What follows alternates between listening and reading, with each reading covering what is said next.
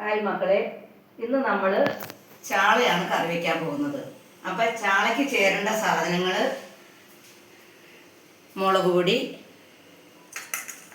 മഞ്ഞൾപ്പൊടി, മല്ലിപ്പൊടി, പച്ചമുളക്, കറിവേപ്പില, ഇഞ്ചി, വെളുത്തുള്ളി, പിന്നെ നമ്മളിവിടെ സവോളയാണ് എടുത്തിരിക്കുന്നത്.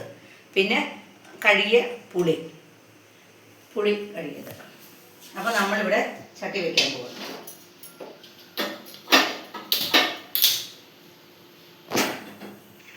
അപ്പോൾ നമ്മൾ ചട്ടി ചൂടായി നമ്മളിവിടെ എണ്ണ ഒഴിച്ചു.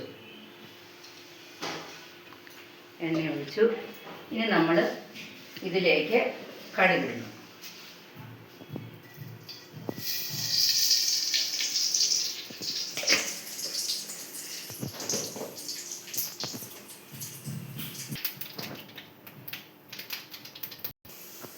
ഇനി ഇതിലേക്ക് നമ്മൾ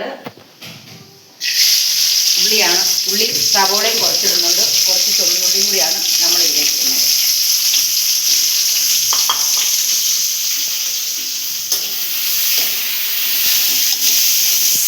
പിന്നെ വെളുത്തുള്ളി, ഇഞ്ചി ചതച്ചത്, പച്ചമുളക് ഇട്ട്, പിന്നെ 2-3 കണ്ട് കറിവേപ്പില. ഇത് വഴുക.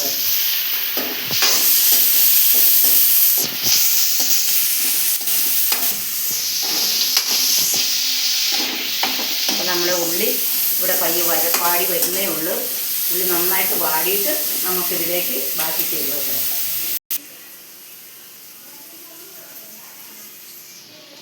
ഇനി ഇതിലേക്ക് നമ്മൾ കുറച്ച് മല്ലിപ്പൊടി ഇട്ട്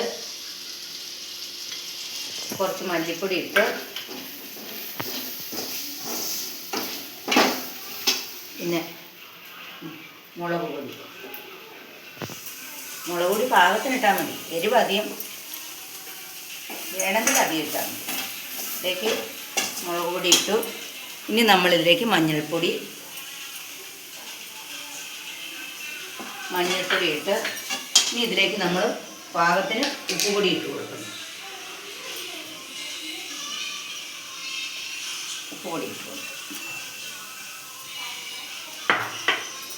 ഇനി ഇതിലേക്ക് നമ്മൾ കഴുകി നല്ല വൃത്തിയാക്കി കഴുകി ഇട്ടേക്കുന്ന ഈ പുളിവെള്ളം നമ്മൾ ഒഴിച്ചു കൊടുക്കുന്നു.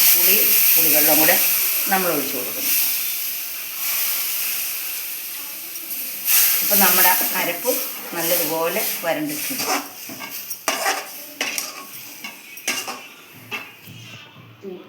വെള്ളം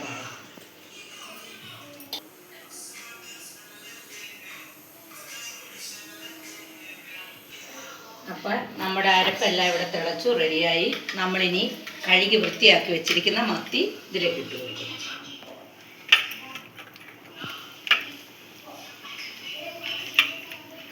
ചാളയെന്നും പറയാം, മത്തിയെന്നും പറയും. 2 സൈസ് ഇതിന് പേരുണ്ട്. അപ്പം നമ്മൾ ചാളയെന്നാണ് പറയാറുള്ളത്.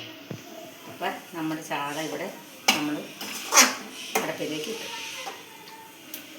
ഇനി ഇത് നന്നായിട്ട് അടച്ചു വെച്ച് ഒരു 15 മിനിറ്റ്, 10 മിനിറ്റ് ആയാലും കുഴപ്പമില്ല, 15 മിനിറ്റ് വേഗം.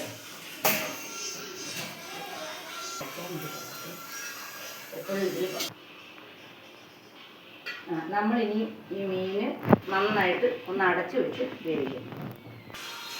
അപ്പം നമ്മുടെ മീൻകറി ഇവിടെ റെഡിയായി. നമ്മുടെ മീൻകറി നന്നായിട്ട് പറ്റി നല്ല ഇതായിട്ടുണ്ട്. ഇനി ഇത് നമുക്കെടുത്ത് ഉപയോഗിക്കാം.